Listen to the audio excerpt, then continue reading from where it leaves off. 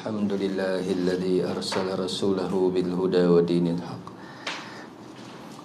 ليظهره على الدين كله ولو كره المشركون أشهد أن لا إله إلا الله وحده لا شريك له وأشهد أن محمدا عبده ورسوله اللهم صل على سيدنا محمد وعلى آله وأصحابه ومن تبعهم بإحسان إلى يوم الدين سبحانك لا علم لنا إلا ما علمتنا إنك أنت العليم الحكيم رب اشرح لي صدري ويسر لي أمري واحلل عقدة من لساني يفقه قولي ربي زدنا علما وارزقنا فهما لا حول ولا قوة إلا بالله العلي العظيم أما بعد. Yang dikasihi Abang Nasir dan seluruh ahli keluarga, perempuan muslimat, mudah-mudahan kita dirahmati Allah. Alhamdulillah, syukur yang tidak terhingga pada pagi ini dengan izinnya dapat kita bersama-sama dalam sesi kuliah bulanan, kuliah duha bagi menyambung tadabbur surah Ali Imran.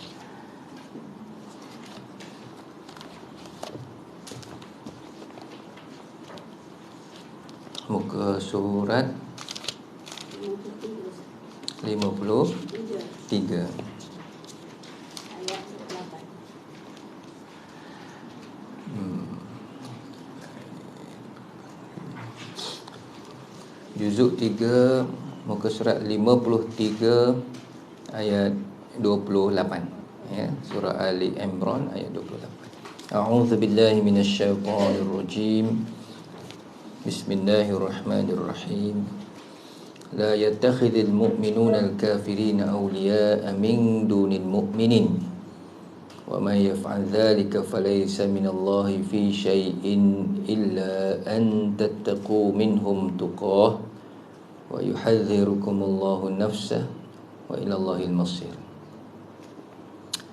La yattakhidhul mu'minun, janganlah orang-orang yang beriman itu mengambil siapa? Al-kafirin, orang-orang kafir, sebagai aulia, pemimpin, sebagai teman rapat dan seumpama. Min dunin mu'minin, dengan meninggalkan orang-orang yang beriman ya. Kita fokus kat situ je dulu ya, ayat 28. Ibnu Abbas radhiyallahu an, sedikit perkongsian dari sudut asbabun nuzul. Ada banyak versi sebenarnya, banyak pandangan. Ini salah satu. Ibnu Abbas menceritakan bahawa ayat ini diturunkan kepada Ubadah bin Samit,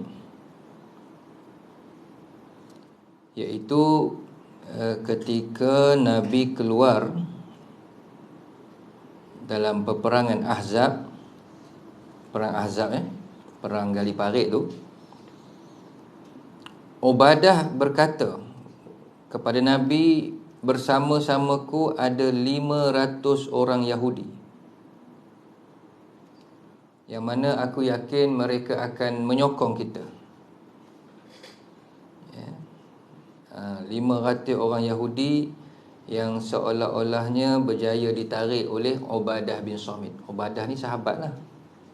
Jadi dia beritahu kat Nabi dalam keadaan seronok lah, sebab dapat tambahan tentera kan, dapat bantuan 500, ramai lah, bukan 5 orang, bukan 50 orang Yahudi.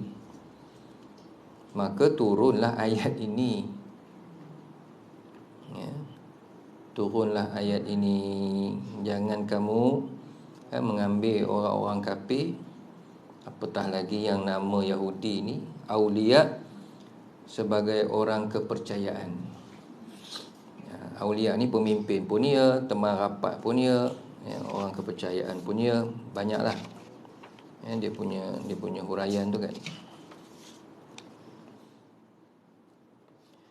Dalam tafsir Al-Munir, Dr. Wahbah Zuhaili, saya baca sikit petikannya. Ayat ini menunjukkan pengharaman, ya, hukum haram berlindung, mempercayai dan cenderung kepada orang-orang kafir dalam urusan membuat risikan, menyelidik rahsia-rahsia sulit, kemaslahatan agama, melantik mereka sebagai pemimpin dalam urusan umat.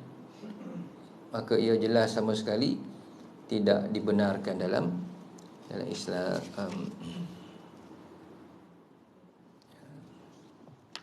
Okay, cuba kita buka surah At-Taubah. Sambil-sambil tu kita mula mengembara. At-Taubah, ada satu ayat tu, ayat 23, muka surat 190, muka surat 190, sebelah kiri juzuk 10, ayat 23. Tengok bagaimana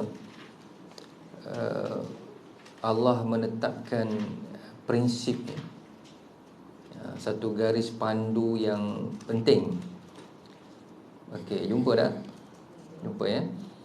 Ya ayyuhalladzina amanu, wahai orang-orang yang beriman, la tattakhidhu, jangan kamu ambil, jangan kamu jadikan, jangan kamu lantik aba'akum, sekalipun bapa kamu sendiri, wa ikhwanakum, saudara mara adik-beradik kita, aulia, sama macam tadi aulia kan, sebagai pemimpin, sebagai penasihat, sebagai orang kepercayaan. Okey, jangan lantik, jangan ambil, jangan pilih, jangan berkawan apa semua ni. Inistahabbul kufra alal iman. Tu. Itu penting tu. Sekiranya mereka ni mak ayah kita, adik-beradik kita lebih cenderung atau lebih mengutamakan atau lebih mirip pro kepada kekufuran berbanding iman. Jadi atas nama ayah kita sendiri pun tak boleh.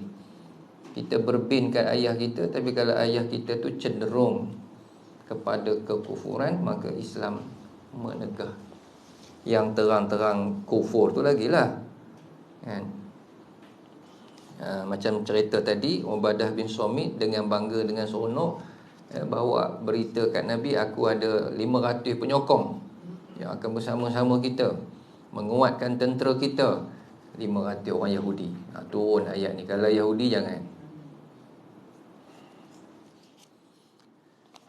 Baik, sebab itulah masuk balik surah Ali Imran. Sebelum kita sambung ayat 28 pagi ni, pada pertemuan yang lalu kita dah baca ayat di atasnya, antaranya qulillahumma malikal mulki tu kan. Itu cerita Malik. Allah lah yang menguasai kerajaan sepenuhnya. Dia boleh bagi pada siapa dia nak, dia boleh tarik, macam-macam lah. Itu semua di bawah kekuasaan Allah. Jadi maksudnya apa? Bergantung hanya pada Allah. Jangan kamu bergantung kepada apatah lagi orang-orang kafir, orang-orang yang sebenarnya memusuhi. Baik, kita tinjau pula ke belakang. Surah, ada satu surah Al-Mujadalah.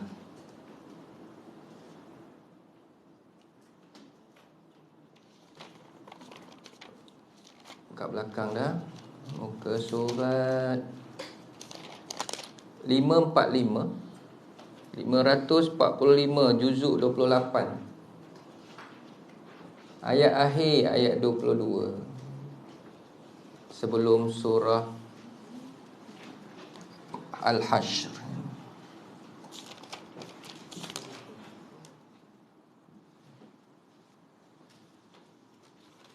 Okey, jumpa tak? Okay.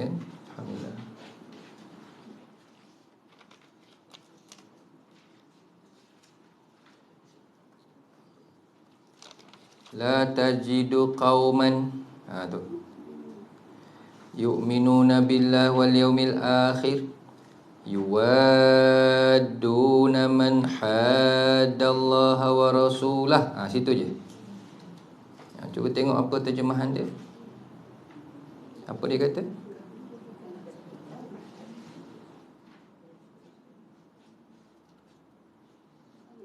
Engkau tidak akan melihat satu kaum yang beriman kepada Allah dan hari akhirat tergamak, terjemahan saya ni disebut tergamak berkasih mesra dengan orang-orang yang menentang Allah dan Rasul. Tak sepatutnya berlaku macam tu. Ya. Kamu tak akan melihat satu golongan yang beriman pada Allah, beriman sungguhlah, beriman kepada Allah, kepada Rasul, tiba-tiba dia orang ni bukan kemain, berkasih mesra, punya baik, punya setia, punya kancim, kata orang kan, dengan orang yang memusuhi Allah dan Rasul. Tak boleh gitu ya. Ini surah apa ni? Mujadilah ke Mujadalah? Semua Mujadalah ke?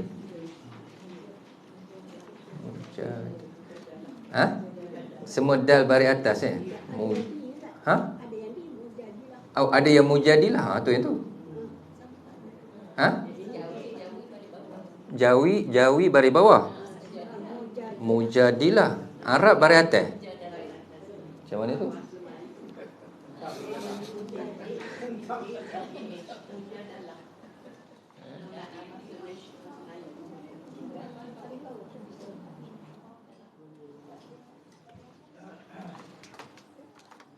Sikitlah ya, saya tengok.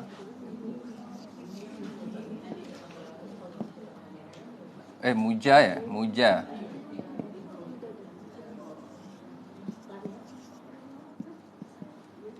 Jadi ada yang baris bawah, ada yang Mujadalah. Okay, mana satu betul agak-agak lah. Siapa kata baris bawah angkat tangan? Demokrasi. Kita tengok buat pilihan. Siapa kata baris atas? Baik, jawapannya kedua-duanya adalah betul. Boleh belaka. Yang ini dalam bahasa Arab dipanggil isim fa'il. Isim fa'il. Yang ini dipanggil masdar. Itu sahaja. Makna ubah. Isim fa'il ni orang tu yang pembuat tu, pelaku dipanggil. Isim fa'il ni si pelaku yang berdebat. Mujadalah ni debat. Pendebat. Kalau masdar ni bahasa Melayu kata terbitan. Perdebatan. Faham tak? Pendebat dengan perdebatan. Gitu. Jelas jadi kalau mujadilah, pendebat. Pendebat wanita, ada ta marbutah. Sebab ayat ni cerita pasal perempuan. Pendebat wanita. Senang faham gitulah. Kalau mujadilah, perdebatan. Beza kan? Macam itulah. Satu dipanggil isim fa'il. Fa'il tu si pelaku tu. Satu lagi masdar. Masdar ni kata terbitan kalau dalam bahasa Melayu.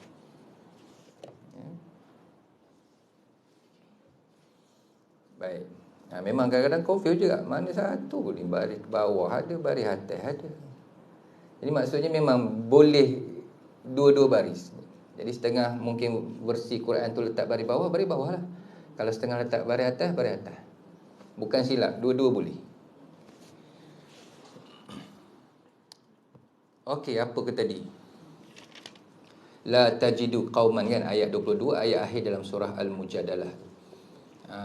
Kamu tak akan jumpa orang yang betul-betul beriman kepada Allah, kepada Rasul, tiba-tiba sanggup berkasih sayang.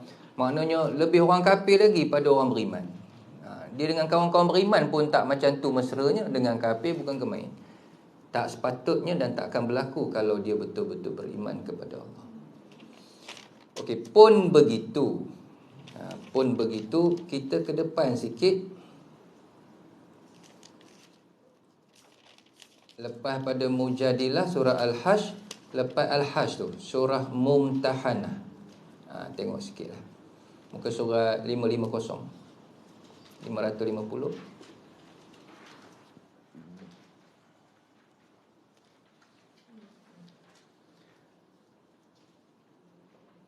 Ayat 8. Ayat 8. Jumpa tak? La yanhakumullahu 'anil ladzina lam yuqatilukum fid din wa lam yukhrijukum min diyarikum an tabarruhum wa tuqsitu ilaihim. Okey, situ je. Allah tak melarang, la yanha. Allah tidak melarang kamu daripada berbuat baik dan berlaku adil kepada orang yang tidak memerangi kamu. Maksudnya kafir ni. Yang tak memerangi kita, yang tak memusuhi, yang tak benci, dan mereka tak ada niat pun nak mengeluarkan kamu dari kampung halaman. Sesungguhnya Allah suka orang yang berlaku adil. Okey, jadi kalau kita nak harmonikan, nak gabung jalinkan antara ayat dalam Mumtahanah ni dengan surah Mujadilah tadi, dengan surah Ali Imran yang sedang kita bincang, dalam istilah mudahnya ialah kita dilarang berbuat baik dengan kafir harbi. Yang kalau ayat ni Mumtahanah ni kafir zimmi. Itu je lah. Ya. Kalau kafir yang terang-terang kita tengok memang dia tak berkenan dengan Islam dan dia menyatakan secara terang-terang kebencian dia kepada Islam, statement-statement dia pun kadang-kadang mengguris hati kita orang Islam. Janganlah. Dah nampak dah terang agenda dia apa kan.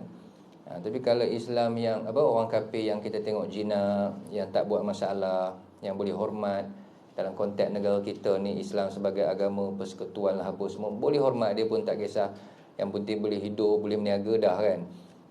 Tu apalah, tu zimmi. Okey, itu dia punya cerita dia. Masuk balik Ali Imran.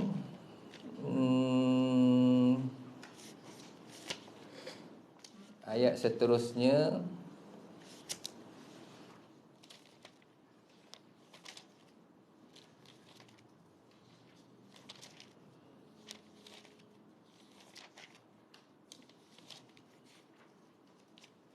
hilang muka surat tadi. 53. Qul in tukhfu ma fi sudurikum. Qul, katakanlah, jika kamu sembunyikan apa yang dalam hatimu atau apa saja yang kamu zahirkan, Allah ketahui. Qul in tukhfu ma fi sudurikum. Okey, kat sini pun ada cerita menarik, cerita yang popular juga untuk kita kongsi, dan dia berkait dengan ayat atas tadi tentang kita berbaik-baik dengan orang kafir, melebihkan orang kafir, percaya dekat orang kafir. Okey, sekiranya kamu menyembunyikan sesuatu atau kamu menzahirkan sesuatu, Allah tahu. Okey, dalam tafsir Al-Munir, Dr. Wahbah Zuhaili bawakan kisah yang diambil daripada Sahih Bukhari, seorang lelaki, bahkan sahabat Nabi sebenarnya, bernama Hatib bin Abi Balta'ah. Hatib bin Abi Balta'ah. Hatib ni dia dah buat sedikit kesilapan ya. Kalau bahasa kasar orang sebut pengkhianatan. Padahal dia sahabat Nabi ya. Kisahnya apabila Nabi nak menawan kota Mekah, ni sebelum berlaku Fathul Mekah. Jadi Hatib ni dia telah tulis satu surat. Surat tu dia bagi kepada seorang perempuan. Perempuan tu jadi utusan dia lah, untuk diberi kepada orang Quraisy Mekah. yang mana dalam surat tu mendedahkan bahawa Nabi akan menyerang Mekah. Maknanya dia dah bocor rahsia Nabi kan. Maka Nabi memerintahkan Sayyidina Ali, antaranya Sayyidina Ali, siapa lagi, Miqdad, Zubair. Nabi kata, kamu pergi sekian-sekian tempat, nama tu nama Raudah apa entah nama tempat tu, kamu akan jumpa seorang perempuan, kamu minta daripada perempuan tu surat yang dia bawa. Jadi Sayyidina Ali pun pergilah, naik kuda pecut, memang jumpa perempuan semacam mana yang Nabi gambarkan. Sayyidina Ali pun kata, buat surat. Nabi suruh minta surat kat kamu. Dia pun macam berdolak dalik lah. Surat apa pula, mana ada. Sayyidina Ali, tak mungkin Nabi berbohong. Kalau tidak aku londehkan pakaian, katanya.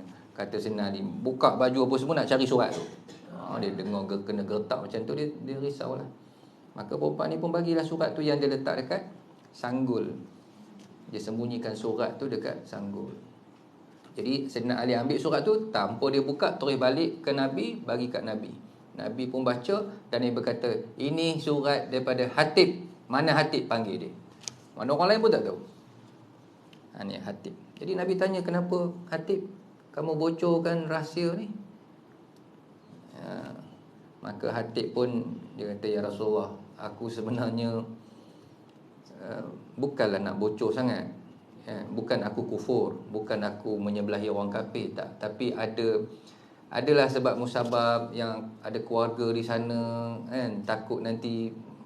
Dia beri alasan, ada alasan itu diterima oleh Nabi. Nabi kata, ya aku tahu kau bukan berniat untuk berniat jahat, tapi benda tu tetap salah kan. Walaupun niat kamu baik, tapi dikira mengkhianati juga.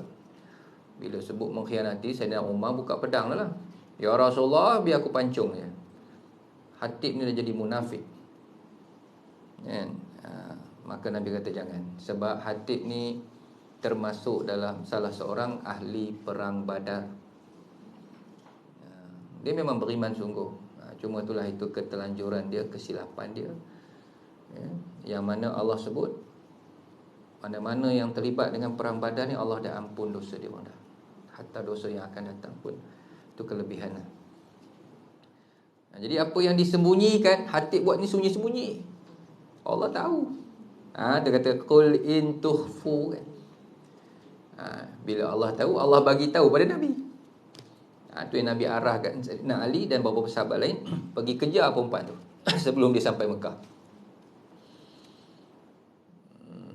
Cerita tu panjang lah, dia punya huraian dia tu. Habis. Terus muka surat 54. Yauma tajidu kullu nafsin ma amilat min khairin muhdara wa ma amilat min su'in tawaddu law anna bainaha wa bainahu amadan ba'ida. Dan ingat pada hari ketika mana setiap orang akan mendapat balasan atas kebaikan yang mereka buat, begitu juga akan mendapat balasan atas kejahatan yang mereka buat.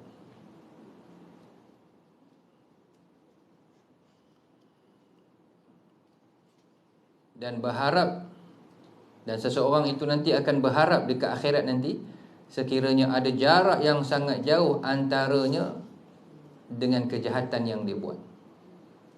Dan Allah memperingatkan kamu akan siksanya. Wallahu ra'ufum bil ibad, dan Allah sangat penyayang terhadap hamba-hambanya. Ra'ufum bil ibad. Baik. Jadi apa saja kelicikan, konspirasi yang kamu buat sembunyi-sembunyi, perjanjian kamu dengan orang kafir tanpa diketahui oleh orang lain, atau kita sebut pengkhianatan begitu begini, mungkin kat dunia orang tak tahu, mungkin ada yang tak tahu, sampai kesudah orang tak tahu siapa orang di belakang tabir, siapa pecatur dia. Tapi sampai masa kamu akan berjumpa dengan satu hari yang masing-masing akan dapat kebaikan yang dia buat. Walaupun kebaikan tu dia buat sembunyi-sembunyi, Allah balas. Kejahatan yang dia buat sembunyi-sembunyi pun Allah balas. Kebaikan yang zahir, yang terang-terang dia buat pun Allah balas. Kejahatan yang terang-terang lagilah Allah akan balas. Itu maksud dia. Wa yuhadzirukumullahu nafsah. Allah mempertakutkan, Allah memperingatkan kita dengan hari itu. Wallahu raufun bil ibad, dan Allah Maha kasih sayang pada hamba-hambanya. Maksudnya yang dah terlanjur tu bertaubat. Bila bertaubat, insya-Allah Allah pengasih penyayang. Raufun bil ibad. Okey, habis kat situ. Sekarang kita tengok pula ayat 31. Ayat ni kena sangatlah. Qul in kuntum tuhibbunallah fattabi'uni yuhibbukumullah wa yaghfir lakum dzunubakum. Ayat ni popular dan kena dengan bulan kita sekarang, bulan Rabiul Awal. Bulan kita nak menyambut Maulidur Rasul. Bahkan setengah-setengah orang jadikan ayat ni ayat pengasih. Laju je kalau ayat pengasih kan. Tapi dia adalah kaifiat dia. Nak jadikan ayat ni ayat pengasih ni kan. Memang ayat ni ayat pengasih, tapi macam mana cara dia? Apa kita perlu buat?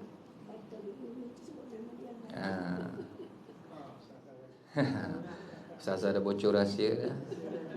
Kena bagi pulut kuning kan. Okey, sama macam istilah ni tadi, orang tanya, walaupun bukan isu besar pun, Maulid ke Maulud? Sambut Maulud ke sambut Maulid? Maulid.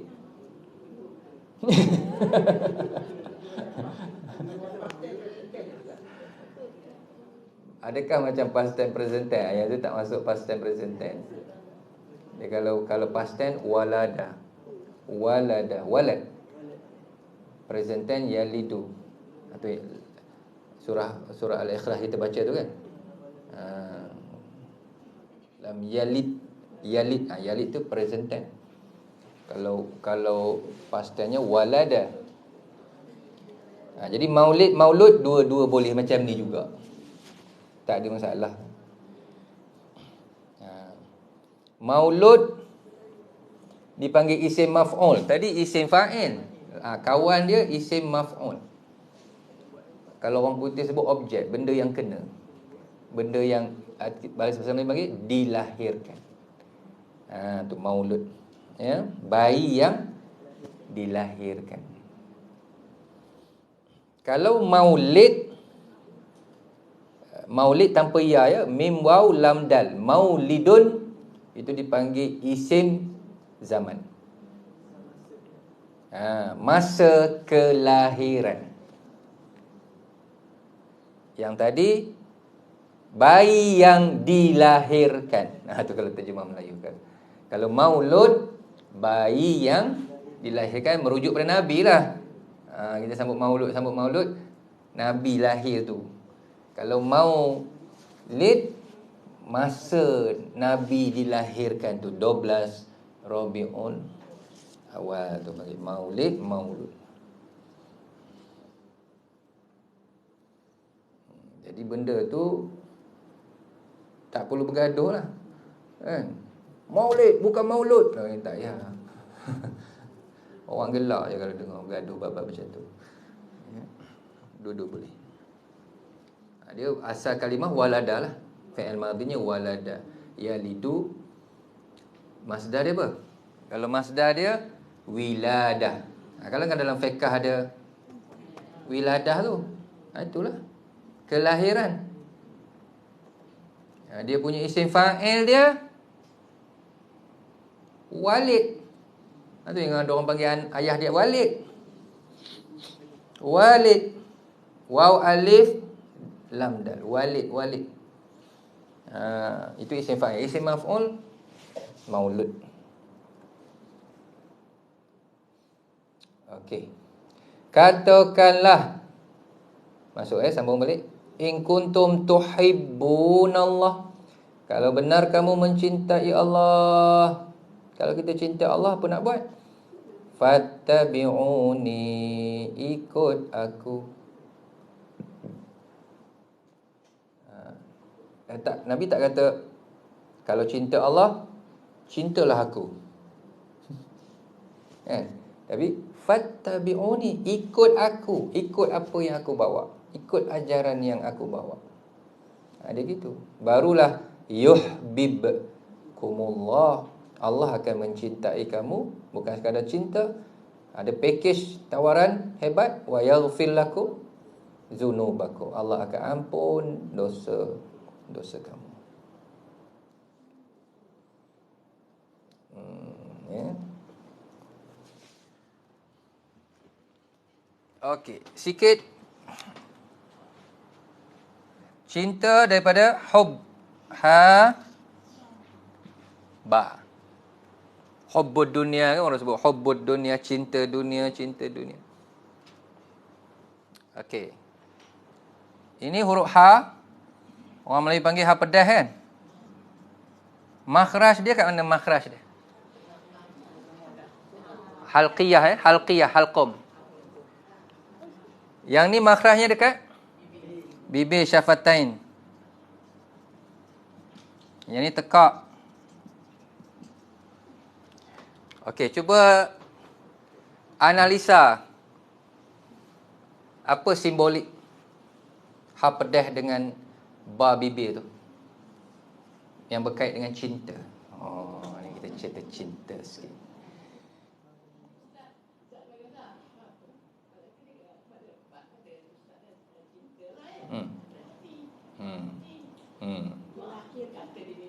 Ya, maksudnya cinta ni mesti bermula dari dalam, baru terbit ke bibir. Bukan cinta yang semata-mata sebut di mulut tapi tak ada di dalam.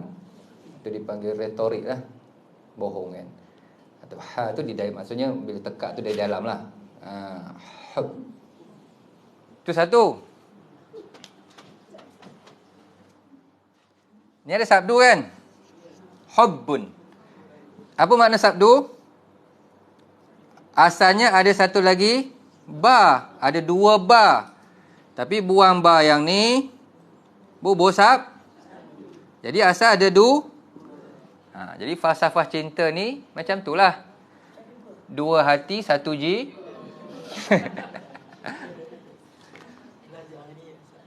Tu.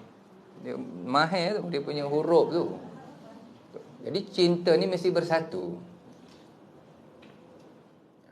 Sebab tu kalau kita cinta Allah, ikut apa yang Nabi buat. Maksudnya kita kena satukan cinta kita, apa yang Nabi cinta kita kena buat. Barulah itu tanda kita cinta Nabi dan cinta Allah. Dan siapa mencinta Nabi bererti dia mencintai Allah. Dan siapa mencintai Allah mesti kena mencintai Nabi. Dia mesti macam itulah.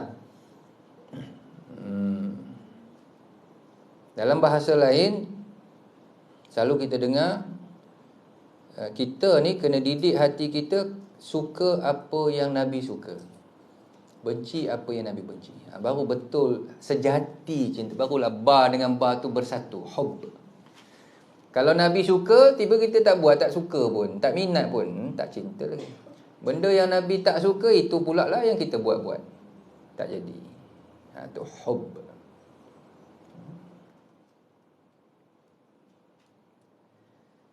Fattabi'uni yuhibbukumullah. Kalau benar kamu mencintai Allah, ikut aku. Yang ni pun ada cerita di sebaliknya.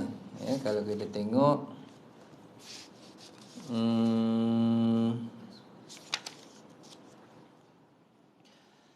ayat ini turun bersempena utusan daripada Bani Najran. Bani Najran ni Nasrani lah. Najran belah-belah Yaman, turun ke bawah Yaman.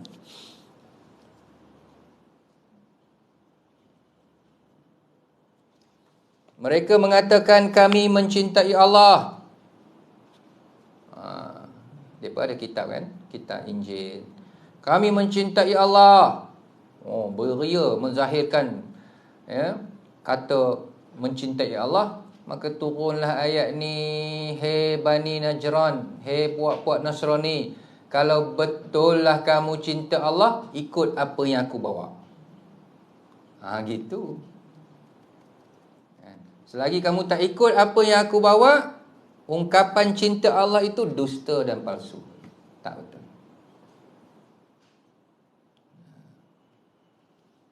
Itu dia orang kata, kami cinta Nabi Isa. Dah Nabi Isa, memang kami pun mencintai Nabi Isa, tapi sekarang ni disuruh ikut aku. Aku membenarkan ajaran Nabi Isa. Bahkan kitab Injil yang ada pada kamu tu pun semua dah kena seleweng dah. Sebab tu bahaya, ikut aku. Ikut aku selamat. Gitu cerita dia. Ya.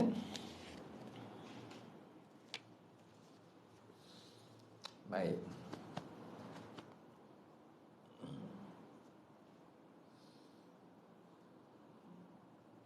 Jadi cinta kita kepada Allah dan Rasul ni, dia bukan option, dia bukan pilihan, dia tuntutan iman.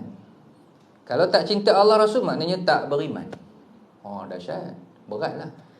Dia bukan pilihan, kita nak cinta boleh, tak nak cinta pun boleh tak. Bukan macam sebarangan orang lah kan, yang kita boleh cinta, kita boleh tak cinta, yang ni suka, ni tak suka.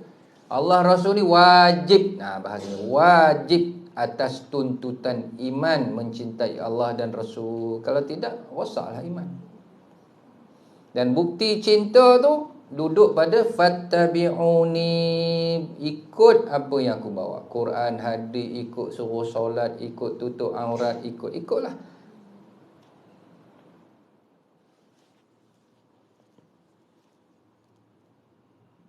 Dia gitu kan. Qul in kuntum tuhibbunallah.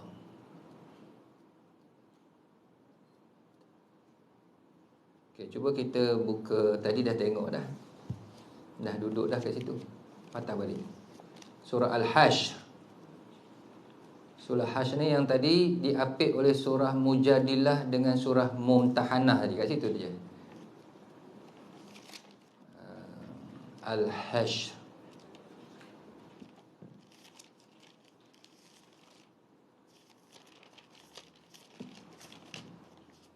Ayat ataupun muka surat berapa?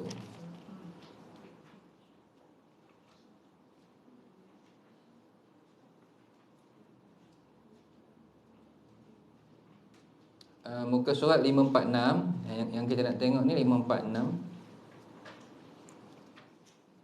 Ayat 7. Tengah-tengah tu. Okey, ayat 7 tu ada 4 baris. Ada 4 baris. Terus tengok baris ketiga dan keempat.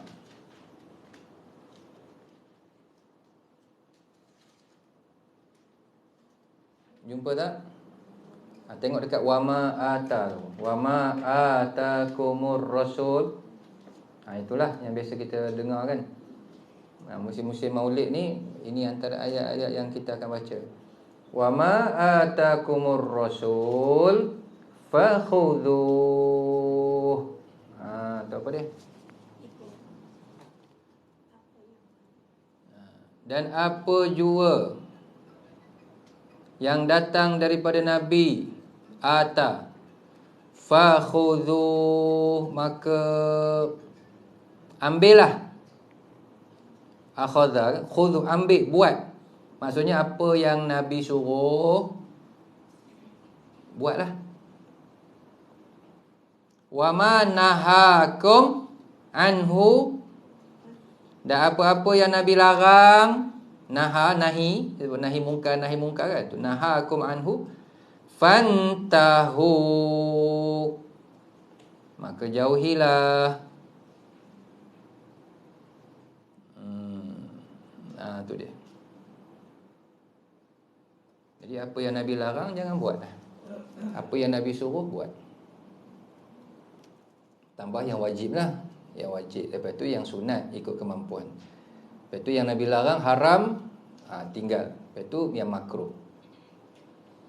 Tengah-tengahnya harus. Dia jadilah hukum taklifi tu. Hak wajib buat, tak ada kompromi. Lepas tu yang sunat sebagai tambahan. Itu fakhudhu, buatlah, dapatlah, rebutlah. Apa yang larang, apatah lagi namanya haram, tinggal.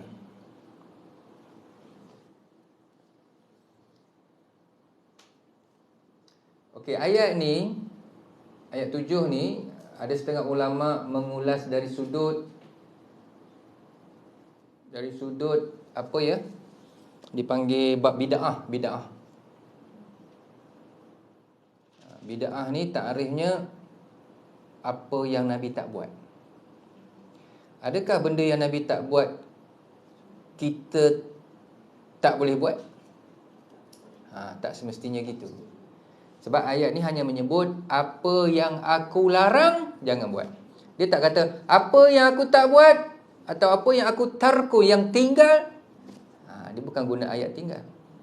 Dia guna apa yang aku larang saja jangan buat. Tapi tak semestinya benda yang Nabi tak buat kita tak boleh buat. Itu ada berbincang lah, bid'ah hasanah, bid'ah dhalalah tu kan. Berbanding satu aliran lagi yang kita hari ni sebut Wahabi, dia pun tak ada. Apa saja Nabi tak buat, jangan buat, tak boleh langsung. Dia tak bagi ruang perbincangan bid'ah hasanah tu. Sedangkan ini antara ayat yang kita tak boleh buat ni hanya benda yang Nabi larang saja. Yang terang-terang Nabi larang jangan buat. Kalau tak ada apa-apa hukum, di situ ada perbincangan. Tengok apa kaedah yang ulama buat, usul fiqhnya gitu gini, istinbat. Luas. Bukan semudah itu kita kata apa Nabi tak buat semua tak boleh buat. Ayat hanya menyebut apa yang aku larang jangan buat.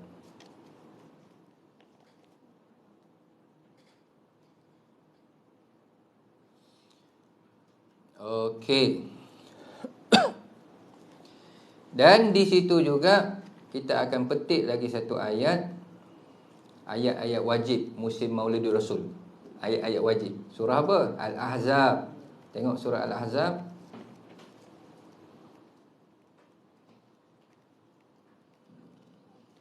Muka surat 420.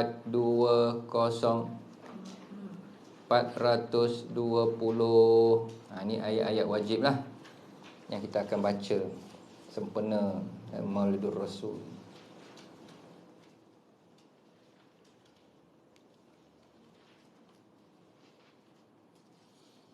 Ayat 21 kat bawah sikit dah. Ayat ni kita pun hafal sebenarnya. Kan? Laqad kana lakum fi Rasulillahi uswatun hasanah. Demi sesungguhnya ada lam dengan qad tu memang taukid sungguh. Pada diri Rasulullah itu terdapat uswatun, kita panggil role model, contoh terbaik. Mana itu kena ikut tu fattabi'uni tadi.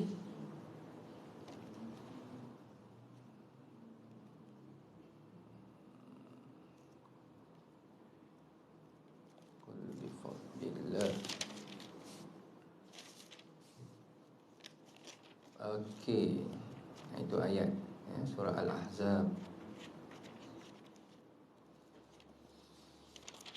Baik.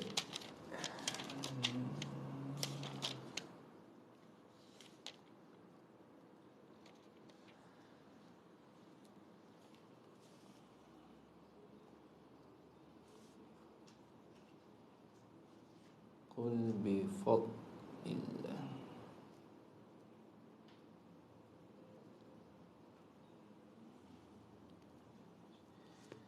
Bahkan kita nak sambut Maulid ni pun nanti akan jadi isu jugalah, bid'ah tak bid'ah sambut tu. Dia berulang-ulang itu je tajuknya kan. Kita akui Maulid ni secara direct lah. Secara direct Nabi tak sambut, para sahabat, betul generasi tabi'in pun tak ada. Dia datang 300 ke atas, dia kata 400. Zaman Sultan apa? Muzaffar. Adalah sejarah dia. Ada yang kata sejarah ni buat daripada Syiah zaman kerajaan Fatimiyah. Okey, setengah ulama mengharus bahkan menyunatkan, hukum sunat kita sambut Maulid ni berdasarkan ayat dalam surah Yunus. Cuba kita tengok surah Yunus.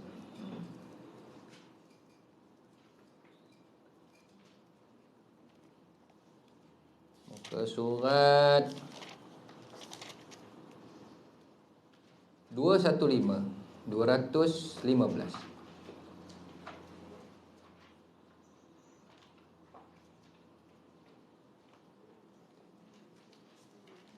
Okey, tengah-tengah ayat 58.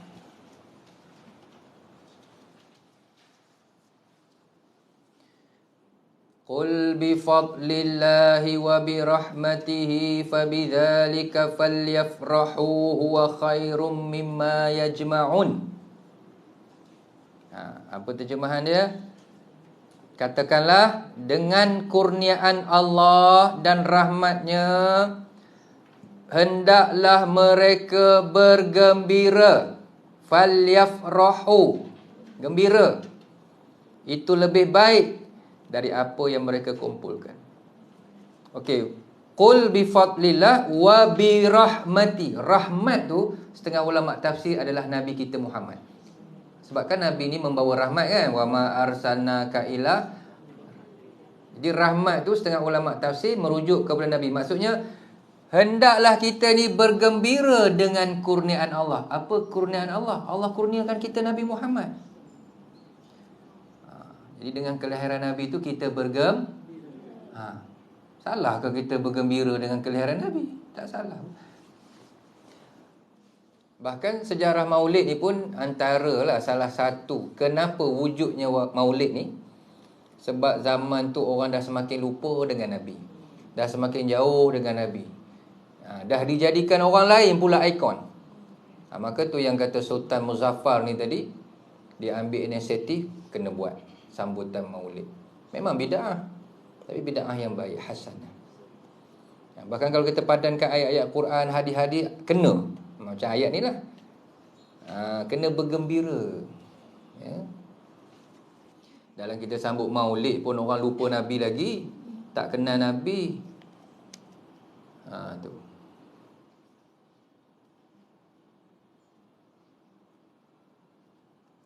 Hatta sahabat pernah tanya Nabi, "Ya Rasulullah, kenapa engkau berpuasa pada hari Isnin, antara Isnin Khamis?"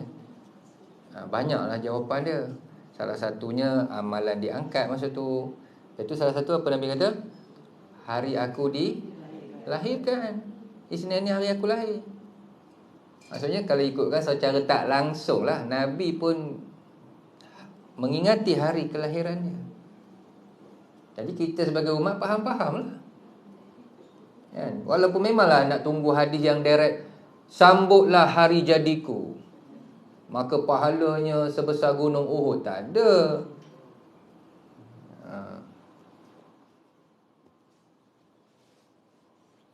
Sebab ada kita ni ada setengah faham sunnah ni sunnah fi'liyah je. Fi'lah ni buat. Oh, Nabi tak buat, jangan buat lah.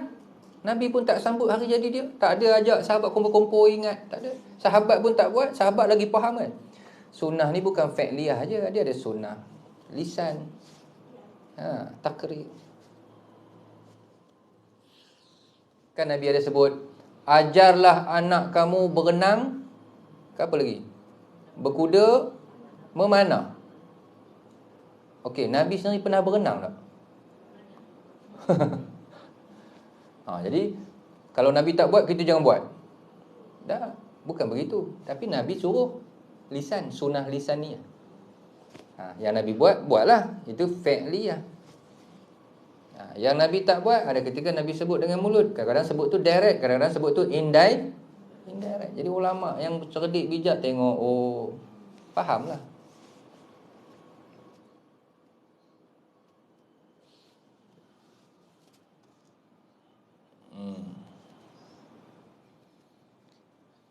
Okey.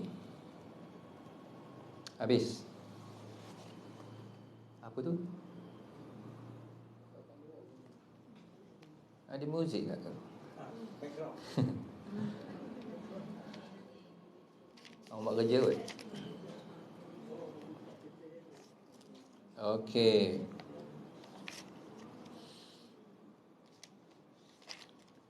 Kita sambung balik. Ada sikit masa lagi. Surah Ali Imran, masuk balik.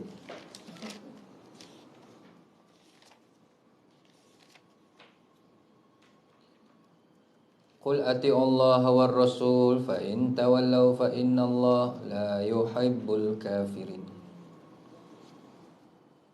Okey, yang tu berkait dengan atas juga. Sebelum tu qul, kalimah qul ni dalam bahasa Arab dipanggil fi'il amar lah, daripada kalimah qala tu kan. Siapa pernah bilang selama dia baca Quran bertadarus, ada berapa kali diulang qul ni? Boleh tak kalau kita bagi kerja rumah?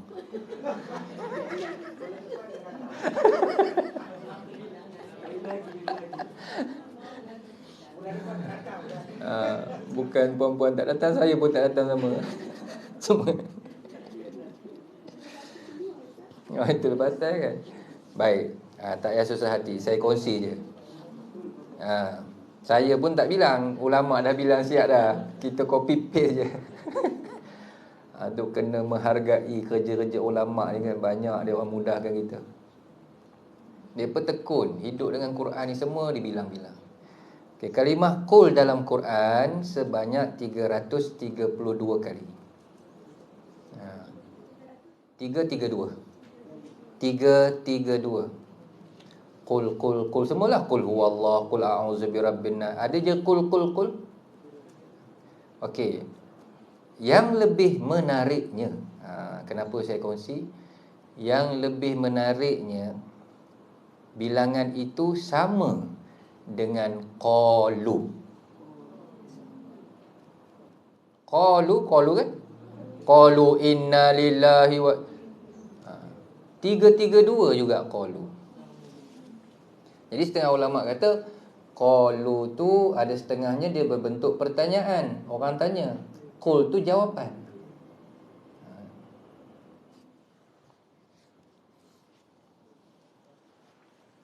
Itu dia punya matematik Quran ni dahsyat.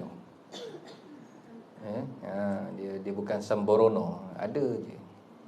Bahkan ada pengkaji yang jumpa macam-macam rahsia lah berkenaan nombor dalam Quran ya. Matematik dia luar biasa. Okey, ayat 33 masuk balik Ali Imran. Innallaha astafa Adam wa Nuhan wa ala Ibrahim wa ala Imran alal alamin. Sesungguhnya Allah telah memilih Adam, Nuh, Ibrahim, Imran. Jadi 4 nama di sini. Ya. Adam, Nuh, Ibrahim, Imran. Okey, tak silap saya ada satu ayat lebih kurang sama juga. Kita cuba tengok. Cuba buka surah Maryam. Siti Maryam.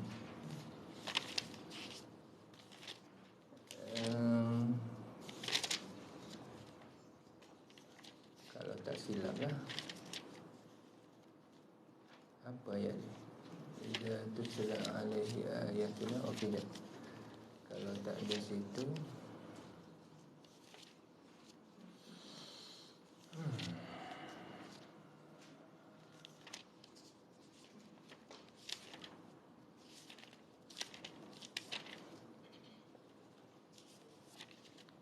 Ada jumpa tak?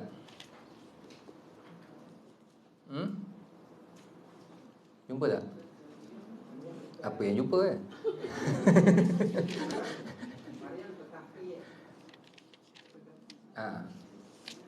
Selepas Kahfi ya. Okey, muka surat 309. Yang kita nak tengok ni muka suratnya 309.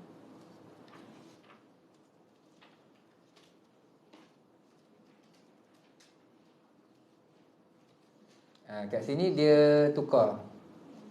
Ayat 85 tengah-tengah. Dia tukar sikit je. Ulaikal ladina an'ama Allahu alaihim minan nabiyyin. Jumpa ya? Min dzurriyyati Adam. Okey, Nabi Adam. Wa mimman hamalna ma'a Nuhin. Nuh. Wa min dzurriyyati Ibrahim. Kemudian wa Israil. Kat mana yang bertukar dengan surah Ali Imran tadi? Israil kan? Kalau Ali Imran, innallaha astafa Adam, Maryam pun ada Adam, wa Nuhan, surah Maryam pun ada Nuh, wa ala Ibrahim sama. Cuma di sini wa ala Imran. Imran kat sana Israil. Israil ni siapa? Merujuk Nabi Yaqub. Nabi Yaqub. Okey, kenapa disebut nama-nama ni? Antaranya Nabi Adam semua orang tahulah, bapa kan, awal manusia pertama. Di situlah bermulanya perkembangan manusia, beranak pinak apa kan. Lepas tu kenapa disebut Nabi Nuh? Sebab Nabi Nuh ni bila dah banjir besar, habis semua pupus keturunan, kebanyakan keturunan selepas itu pula adalah daripada keturunan Nabi Nuh. Anak-anaknya Sam, Ham dan Yafith. Anaknya 4 orang. Kan'an yang tenggelam tu, Sam, Ham, Habdas dan Yafith. Lepas tu ke Nabi Ibrahim pula. Dan setengah ulama' wallahu alam mengatakan Nabi Adam dengan Nabi Nuh 1000 tahun, Nabi Nuh dengan Nabi Ibrahim pun lebih kurang 1000 tahun lah, sekitar tu lah, tak terlibat jarak dia. Dan Nabi Ibrahim mendapat gelaran istimewa juga, iaitu Abul Anbiya, bapa bagi Nabi-Nabi. Banyak Nabi-Nabi ni akhirnya balik pada Nabi Ibrahim. Dan Nabi Ibrahim pula kalau susu galonya, kalau sebelah Nabi Nuh tu Sam. Okey, dan di sini disebut Imran, keluarga Imran. Okey, Imran ini sebenarnya kalau kita kaitkan dengan surah Maryam tadi, dia adalah jalur Israel tu. Nabi Yaqub, Bani Israel. Mereka adalah Bani Israel.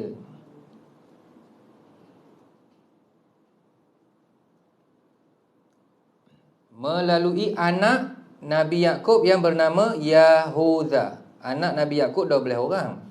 Kita nak ingat 12 tu payahlah kan. Sekurang-kurang ingat 4. Anak Nabi Yaqub ada 12 orang, tapi sekurang-kurang kita ingat 4. Yang penting, yang biasa sebut Yusuf lah. Nabi Yusuf. Lepas tu adik dia tu Bunyamin. Lepas tu Yahuda. Dan seorang lagi Lawi. Lam alif wawiyah, Lawi. Ingat 4 ni pun cukup dah.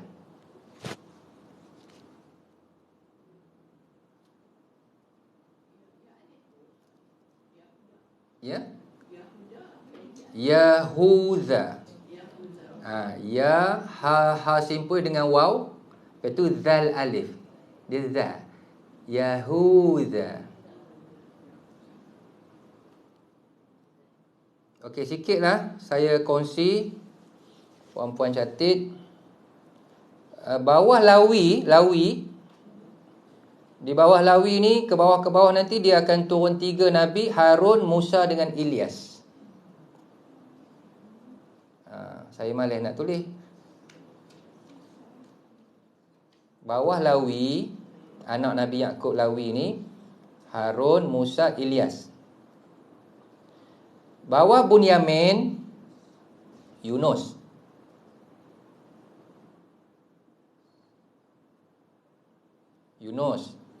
Bawah Nabi Yusuf sendiri, ada masuk juga dalam susu galur keturunan Nabi Yusuf, Ilyasa. Tadi Ilyas Lawi. Ilyasa ni keturunan Yusuf. Dan keturunan Yusuf ni ada 2 lagi Nabi, cuma tak wajib kita tahu.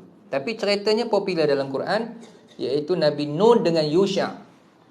Yusha yang teman Nabi Musa nak pergi jumpa Nabi Khidir tu. Kan ada Yusha bin Nun. Nun tu ayah dia. Tu Nabi juga tu. Tapi Nabi yang tak masuk dalam 25 Rasul. Tapi dalam tafsir kita jumpa. Itu semua Nabi Yusuf punya keturunan. Yahuza ni pula tadi bermula dengan Nabi Daud dan Sulaiman. Bawah susu galur Yahuza. Nabi Daud, anaknya Nabi Sulaiman. Lepas tu Zakaria, Yahya, Isa.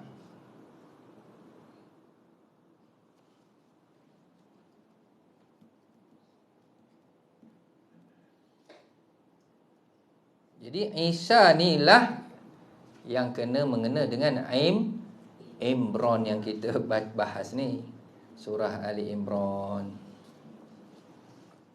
Peringkat mukadimah dulu pun kita dah sentuh kan? Ingat lagi tak? Ada tak? Cuba tengok nota.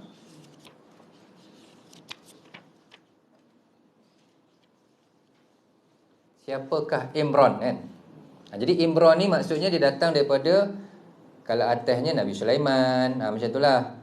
Daud, lepas tu atas-atas lagi Yahuza. Yahuza ni kebanyakan melahirkan pemimpin. Bukan sekadar Nabi tapi pemimpin. Kebanyakanlah, antaranya Nabi Daud dengan Nabi Sulaiman kan.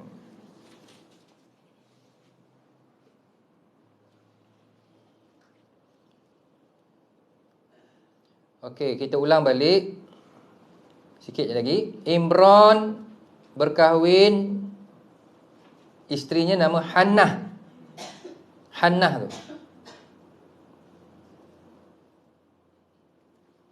Hasil perkahwinan itu lahirlah Maryam. Surah Maryam tadi. Dan cerita Maryam pun kita akan baca nanti mungkin bulan depan. Ini kita nak tutup dah. Melalui Maryam dapatlah Nabi Isa alaihissalam.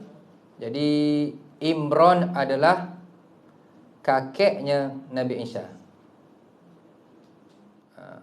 Tok Wan lah. Ya. Endon sebut kakek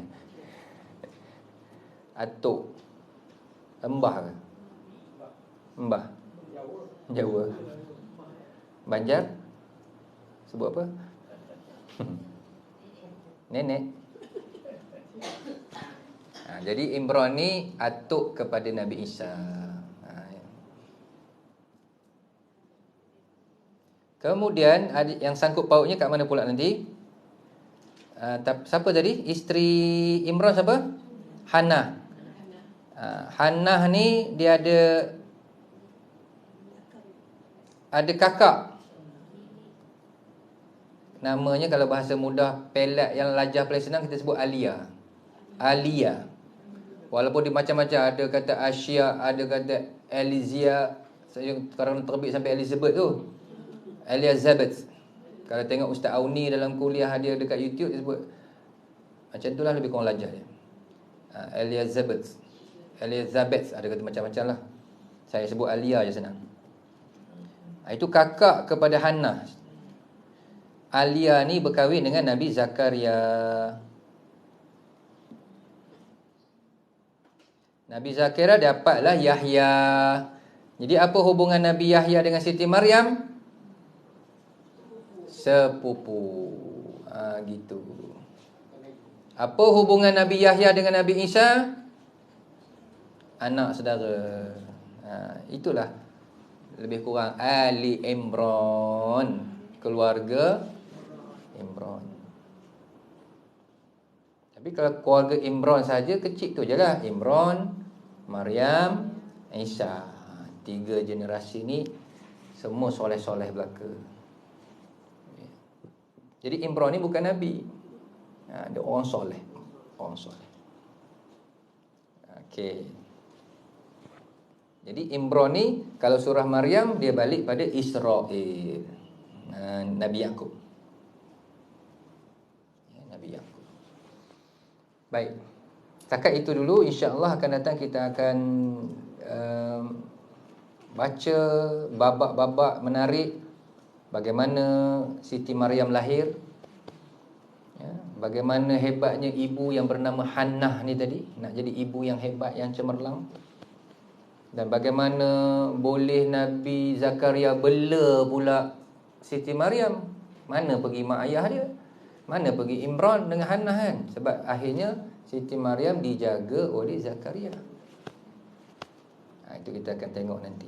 Dan bagaimana mukjizat ataupun karamah yang dahsyat Allah berikan dalam cerita Siti Maryam nanti kita akan tengok. Hatta Nabi Zakaria pun ada ketikanya terinspirasi dengan Siti Maryam. Anak buah dia ke apa tadi? Anak buah dia kan? Panjang juga cerita dia sampai muka surat. Panjang jugalah. Dekat-dekat dua sehelai, kat dua helai. Dekat-dekat dua helai nanti cerita Siti Maryam, cerita Nabi Isa, cerita Nabi Zakaria. Baik, alhamdulillah. Sekadar itu untuk perkongsian kita pada pagi ini. Terima kasih atas kehadiran dan perhatian. Mohon maaf di atas segala kekurangan. Kita sudahi dengan membaca tasbih kafarah dan suratul Asr. Subhanakallahumma bihamdika. Bismillahirrahmanirrahim. Innal insana wa tawassaw bil haqqi wa tawassaw. Wallahu a'lam bis-shawab. Assalamualaikum warahmatullahi wabarakatuh.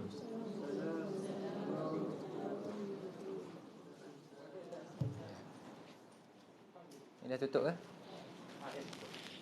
TikTok dah boleh dah. Dia berapa hari ya? Itu Ustaz, sampai 28 hari bulan lepas dia Baru boleh.